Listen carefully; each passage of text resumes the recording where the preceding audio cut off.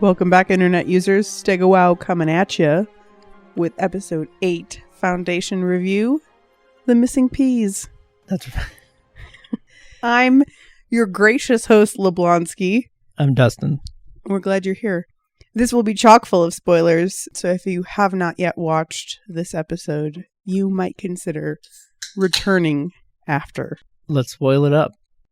The Anacreon Forest. We watched the death and destruction rained down upon the innocent Anacreons. Yeah.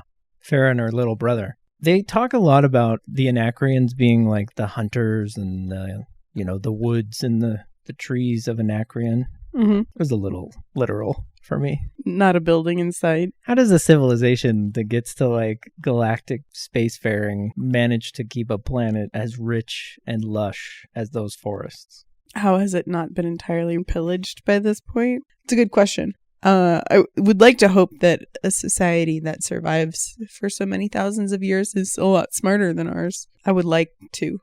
Yeah. So I'm going to, because it feels nice. Okay. I thought the Huntress's logic that you've already sacrificed your father, you won't sacrifice your mother, was very flawed. Yeah. That's all I have to say. She knows what she's doing. This is not her first rodeo. It's a weird way to like ply leverage with her. What's really important now that we're back on the Invictus is that we get our first glimpse of the marooned Hugo. My boy. He's back. So cool. He's back, baby. And the fact that the last episode starts with Sal and Hugo casually chatting about the downfall of the mining and how he's familiar with this outpost. Yeah, that was slipped in a little too... obtusely? Yeah. Well, he casually, as a cucumber, floats right on to a communications station. Just not distressed. Plan all along. Even later when Salvor recognizes that Hugo's alive, she's like, Hugo did it. So they had concocted it prior. So good acting on Salvor's part when he flew away. So you're saying he pretended to miss the ring. Yeah. I didn't even consider that. I thought he really missed the ring and managed to save his behind. No, you're right. Maybe he did. And Salvor's smart enough to be like, okay, Hugo did it. Every time I hear a foreign language being spoken in a fantasy, I wonder how much of that language exists. How fully developed is that language? Could I take a class on that language in college? Right. Like, are there forums of people talking Cleon? Yeah. Is it an Elvish? Or really do only those like 48 words that Hugo spoke exist? Yeah, that you're talking HBO money. This is Apple Plus money, which we're learning is a much different standard. After having watched the cooling pools in last episode and maybe... Oh, I thought you were going to say invasion. I was going to say it. So Hugo's sending his desperate plea from this mining crater. He's a bit low on oxygen. And interestingly enough, this is a more believable end to Hugo. If he suffocated on that mining crater? It's not flashy, but he's the hero. Did Hugo float in with him? You think the Thespins scooped Hugo? That logistically is a bit of a bear, but, we don't need to get into the weeds there. We'll pick you up on our way to the Invictus. Yeah, grab him from that crater. They start shooting at the ship. He gets on the hull. Close your eyes. Real tight. Real tight. Is there maybe a blackout feature on your helmet? I'm not really sure what the Thespin's end goal was there. They were going to take the ship. Where were they going to take it? I don't know. Personally, if I wanted to capture something, I wouldn't shoot it a bunch. Maybe they were just shooting the guns. And then Farah, Rowan, get in there. Get as many as you can. Pew, pew, pew. And he's like in the old Millennium Falcon gun. Shall we keep moving forward with Salvor? We're back on the Invictus, and Salvor is reading Rowan like an open book. Because she's not only the barrier expert, she's also the luck and mind reading expert that they recruited for this mission. Mm-hmm. They weren't even going to bring her. Man, that would have made them look dumb. They wouldn't even be at this point without Salvor. Can you unravel the mutiny explanation that's going on here and like how it connects to the captain having written XO on the helm, I guess you could call it? What's going on here? An attack from outside, and maybe the supposition is outside of this galaxy, which would mean I was correct. It is like Event Horizon, and that ship did go to the edge of the galaxy. So the reason they think it's a mutiny is there are officers barricaded in the hallway. Your favorite place for people stuck on a ship. Yeah, I would be in my cozy barracks. Yeah. Y'all have your own civil war. I'm not about it. I found the last blanket on the ship. So one of them says that they jumped and then they had to keep jumping further and further. Perhaps when they encountered the unnamed thing, the Exo, they didn't jump back to home base to avoid leading the monster enemy back to Trantor. That's commendable. Sal and Lewis seem to have a better grip on this than I do. We rewatched the scene on the bridge of the Invictus. We were not satisfied with our level of understanding of what befell the crew and the Invictus. I thought if we went back and rewatched it, there would be a clearer answer that maybe we missed, but there's really nothing there. There's a lot there. It just doesn't all click. They walk onto the bridge. The captain has unalived herself. The navigator has been shot. They jumped too far to resupply and then kept jumping further and further. Well, why though?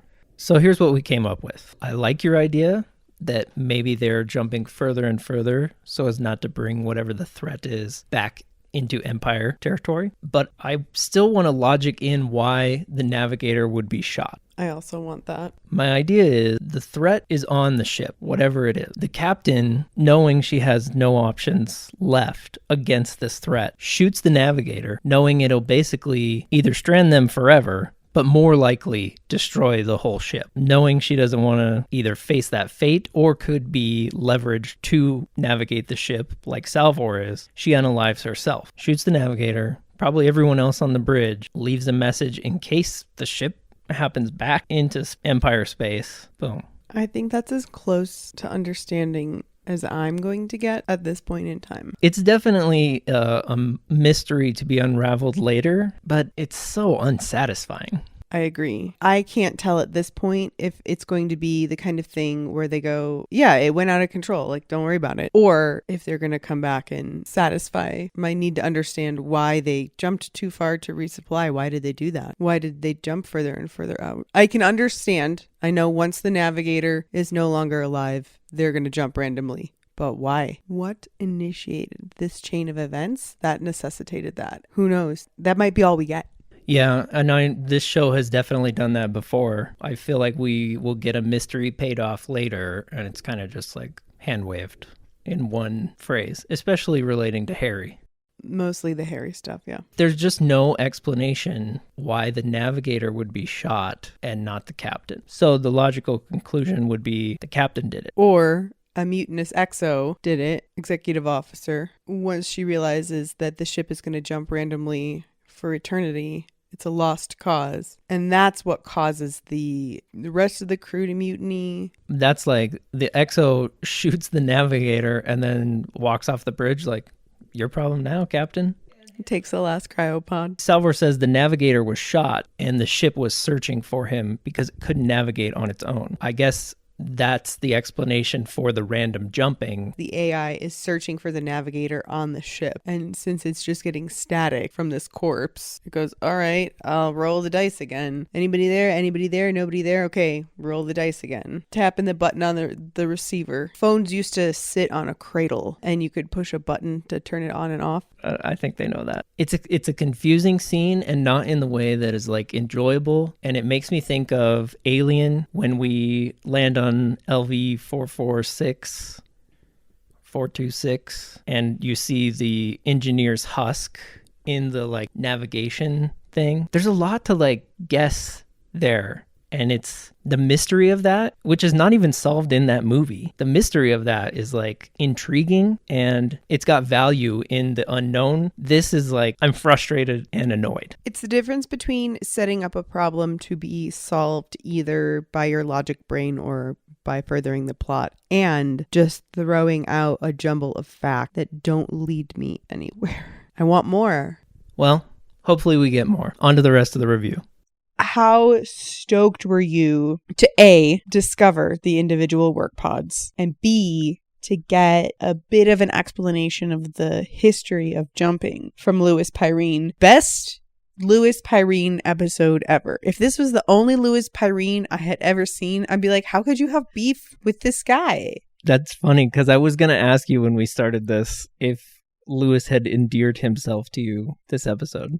Not quite endeared, not a full redemption, but I'm seeing redemptive qualities even without the saccharine stuff. He's still Lewis at the end of the day. I think this could be the beginning of Lewis 2.0. Well, except for it can't. He could be totally fine. We've seen worse. So Salvor's plan is to jump them to Terminus. So they flash us to Terminus right quick, and we see that the Anacreans have a war camp set up. They've got children in handcuffs, card games, drinking in tents. I mean, it's... So those little tables, those little triangle sun sail things, they weren't even sitting in the shade under those.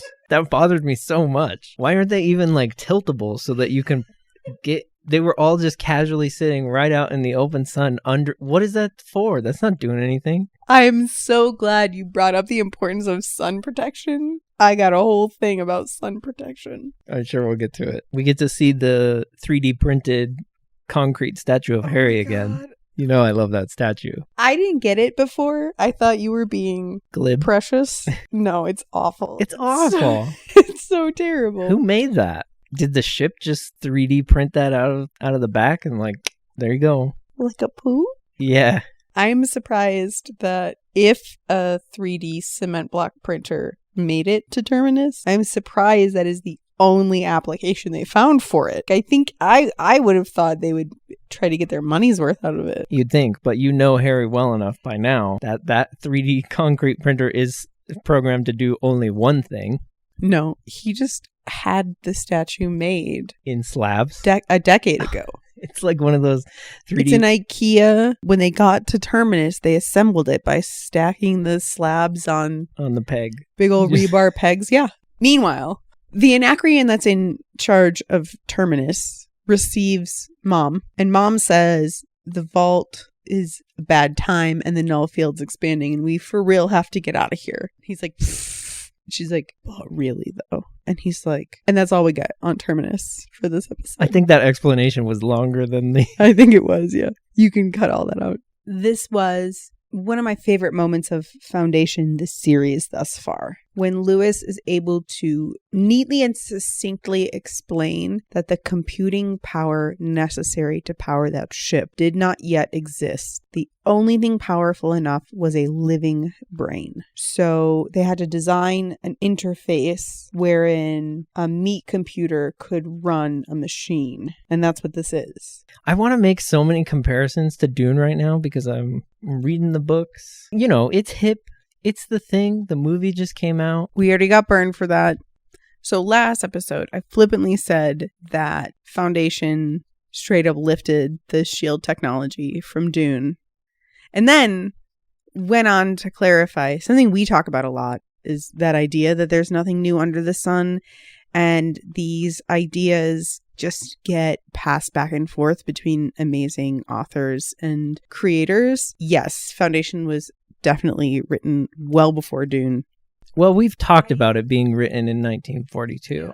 2 days ago, Dustin excitedly came to me to try to explain this discrepancy from our previous recording. And I had to tell him, no. We already took care of that. Just read the comments. It's taken care of. The funny thing is, we were talking about the shields in Foundation in regard to the shields in Dune. Foundation being written before, and I don't know, I haven't read enough about how the shields were written, but it's entirely likely that, Asimov came up with this idea of a hard or a slow moving thing through the shield being effective, same as in Dune. The more I've learned about Dune, the more I've learned that everybody has stolen from Dune since it was written, down to like Star Wars, to The Matrix, everything. It's funny to cast shade on Dune, on Herbert, for lifting things from a copy of a copy of a copy. And at what point do you just go, it's all been told before? It's always kind of fun to see the interpretations of those stories nowadays when computers are like in your pocket. We have 2 on the table. So it's hard to say copy of a copy at this point because, I mean, Asimov and science fiction writers of the time kind of paved the way. They were pioneers of these ideas. Nothing is more thrilling than reading a science fiction story that's more than 30 years old that is still captivating and science fiction-y.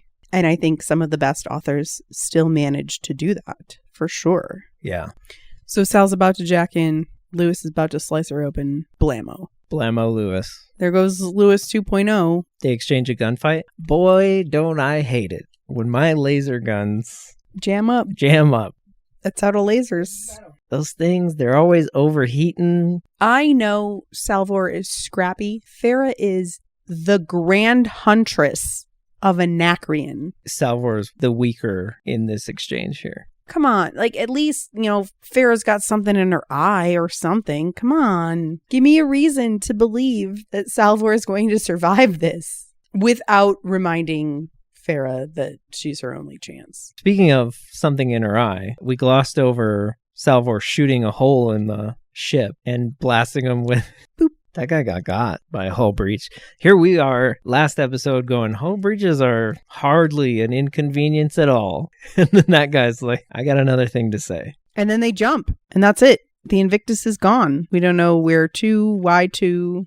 I'm excited to see where they end up. I'm sure it won't be in the middle of a sun. No, not at all. No, space is mostly empty.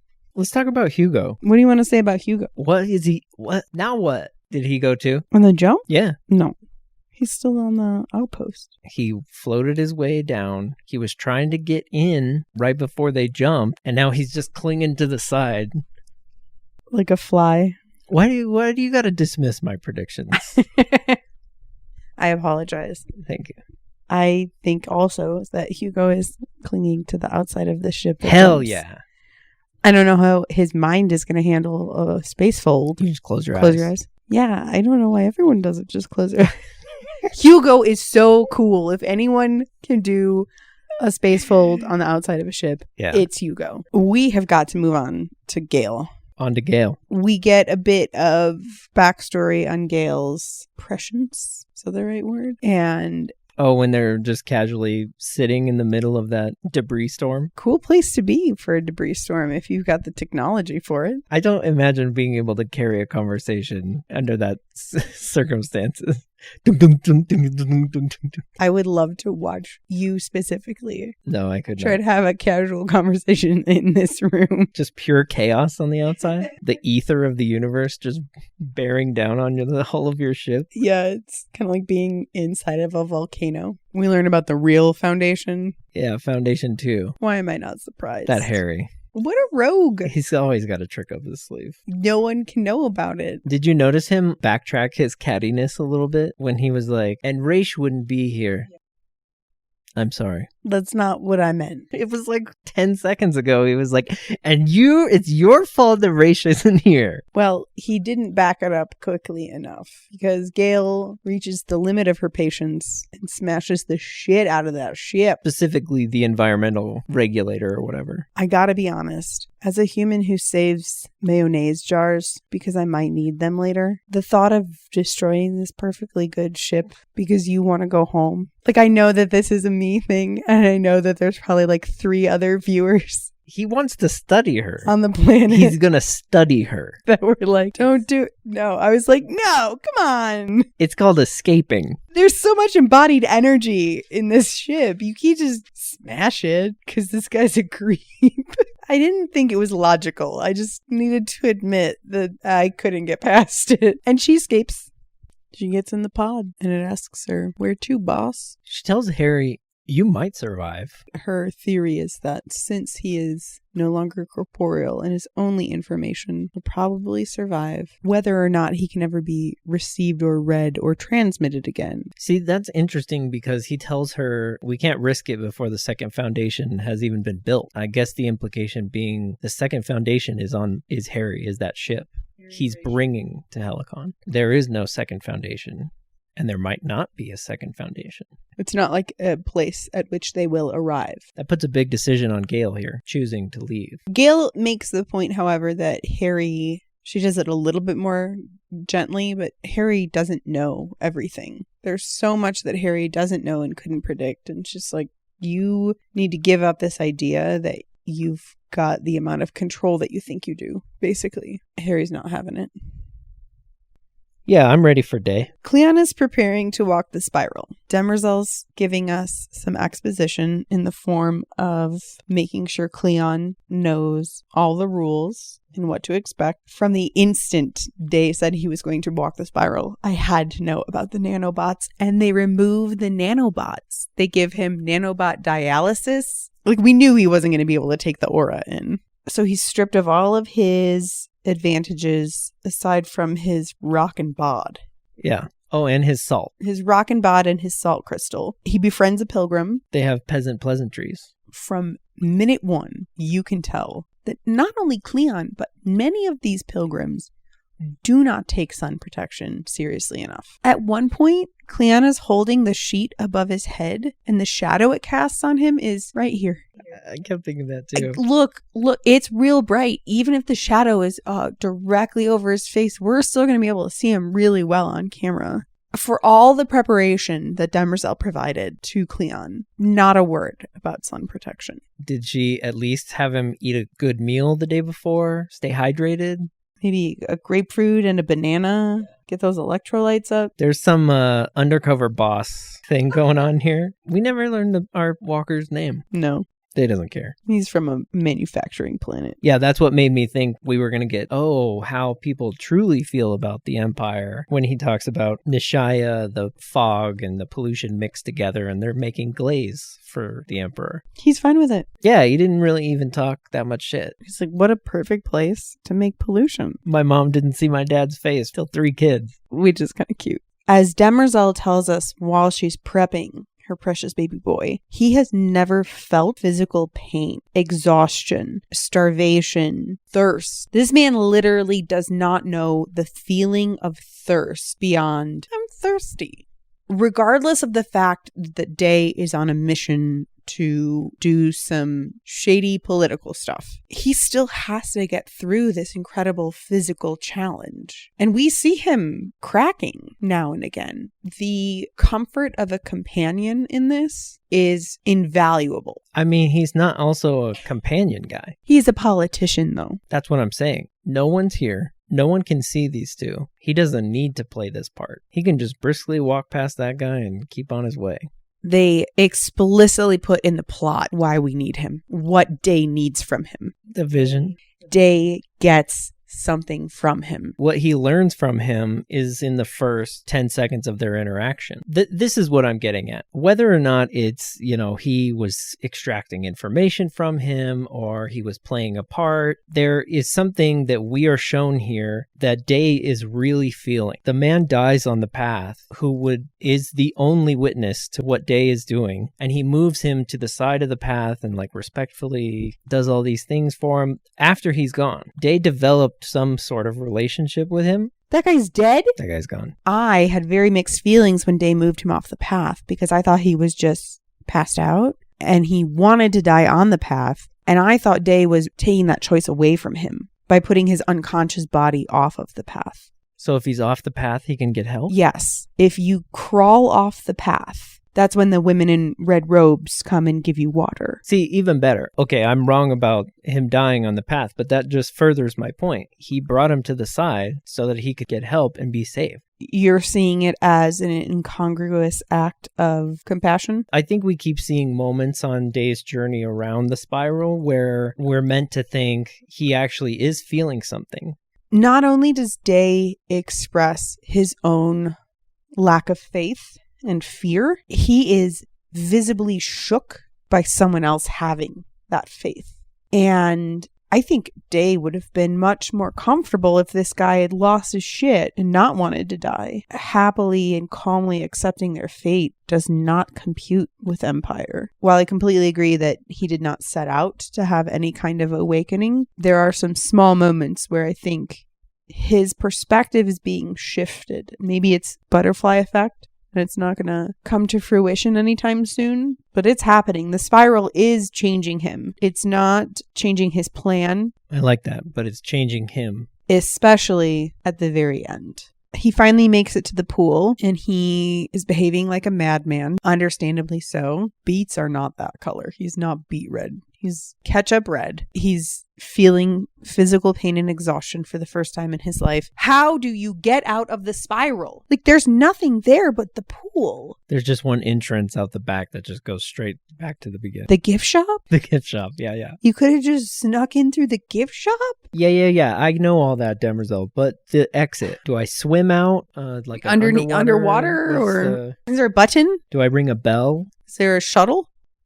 So Day gets assessed. A stem with 3 petals. I guess my theory about the first Cleon giving Demerzel that flower on her vanity, it was probably not Cleon. It was definitely not Cleon. She says she plucked it when she came and walked the spiral her own self. Which was 11,000 years ago. Cleon was not around then. But you knew it was important. Yeah, they put the big blue illumination on it like a video game. Just like a video game.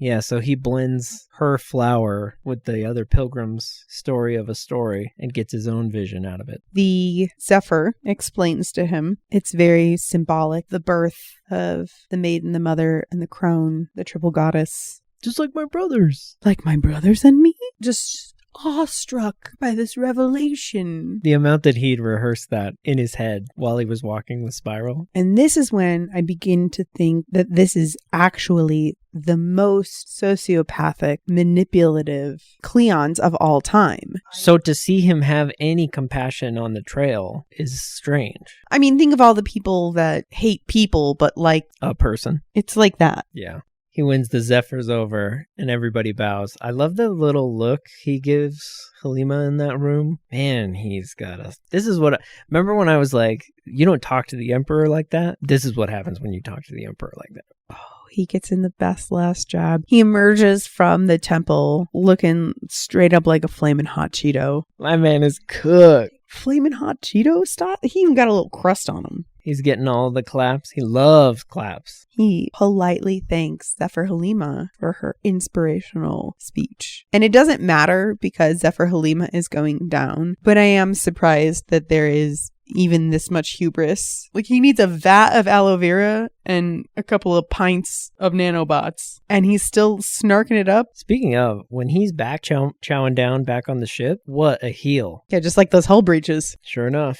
And then we get a rare glimpse of Demerzel on her own. I love these. I love when she goes off and does her own thing for 5 minutes. Talking to Halima. I'm not going to lie, y'all. I cried. I cried during this scene. Just a little bit.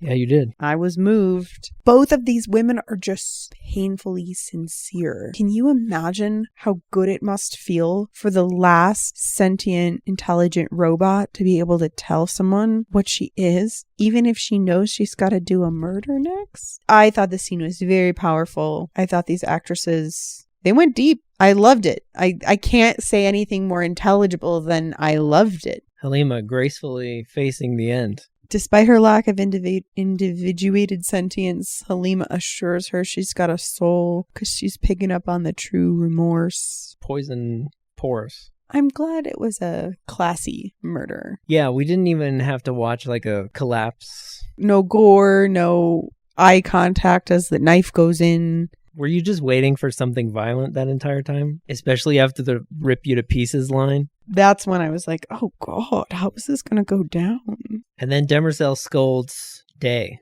I love her so much. And she really shone in this episode. She's gone from one-liners that could maybe be forgiven. Like, well, I'm sure that the Empire will no longer be prone to these rash outbursts, whatever. This time, she basically tells a parable of what a little shit he is. I wonder if maybe you saw my flower. They're both speaking subtext to each other, and they're both smart enough to interpret it. So it's interesting that they're by themselves, and they still need to speak that way.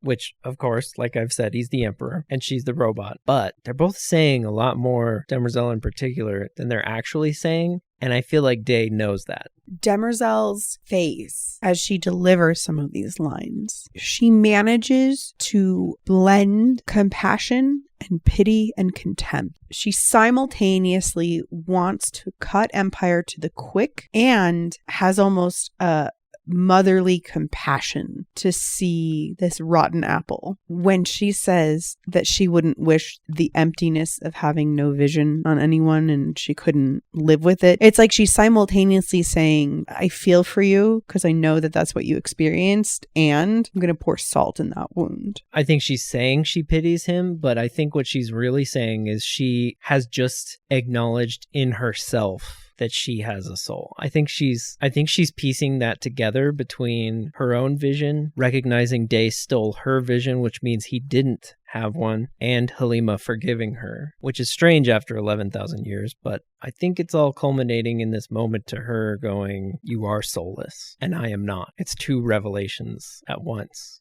I think she feels both. I think she feels pity for him and for herself. I'm not going to draw you a pie chart right now of what I think it is. I think it's mostly contempt, disgust, and being horrified that she's still bound to this. I can't say man, this genetic dynasty. She's bound to this genetic dynasty, regardless of the realizations that she comes to and the changes that she makes along her path. Nothing's going to change that primary directive for her. And what she says works. We get to see Day actually reflecting on his emptiness inside and possible soullessness. What do you think of that last moment we get?